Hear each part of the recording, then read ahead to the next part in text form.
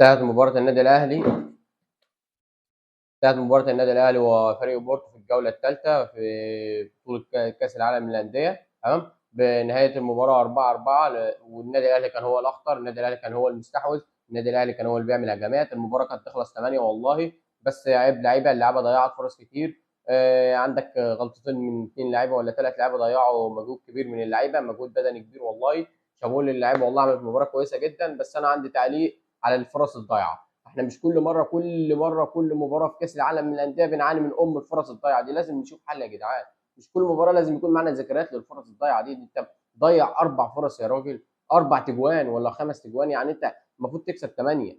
تكسب ثمانيه، انت متخيل فريق بورتو تكسبه ثمانيه ولا تسعه؟ مش عارف اقول ايه للعيبه دي والله العظيم بجد والله. انا زهقت من الفرص اللي بتضيع دي. انا زهقت والله بجد. الدفاع عامل زي الشوارع، اي هجمه بفريق بورتو جول، اي هجمه جول. نزل اليو ديانج ظبط نص الملعب شويه، كان بيستخلص كرات كتير. اليو ديانج كان محطه في نص الملعب بقى. شابوه اليو ديانج، عمل مباراه كويسه جدا والله. وشابوه محمد علي بن رمضان، وشابوه كل اللعيبه الرجاله اللي لعبت المباراه. كانت مباراه كويسه. يا رب بس المايك ما يفصلش. تمام. الحمد لله يعني ان احنا تعادلنا، وقدر الله ما شاء فعل. وان شاء الله نتعلم من اخطائنا، وان شاء الله برضو ننزل بعد كده نعرف نستغل الفرص الضايعه اللي احنا بنضيعها كتير زي كل مره. لازم نستغل الحاجات دي ونلعب عليها الفتره الجايه، نطور من نفسنا. وشابوه وسام ابو علي، شابوه وسام ابو علي سجل هاتريك، اول هاتريك في كاس العالم للانديه لوسام ابو علي. خش التاريخ وسام.